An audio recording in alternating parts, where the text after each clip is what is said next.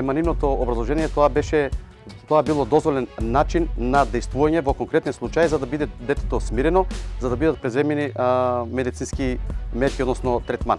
За жал, не најдовме добро разбирање од страна на јавното обвинителство, кој што не најде дека постојат во конкретниот случај елементи на дело кој што се гони по службена должност.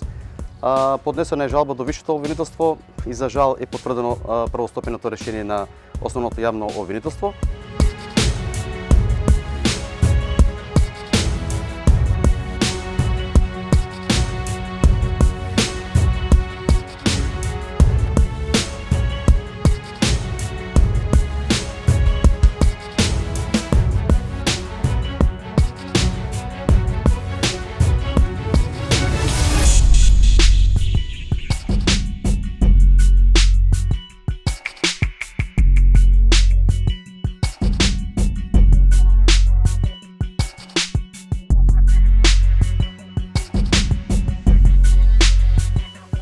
Па јас морам да ви кажам, имав и некои лични искуства како тинеџер и како во време на студентските денови, каде што од некои здравствени работници најдов на, како да ви кажам, значи на недобар прием.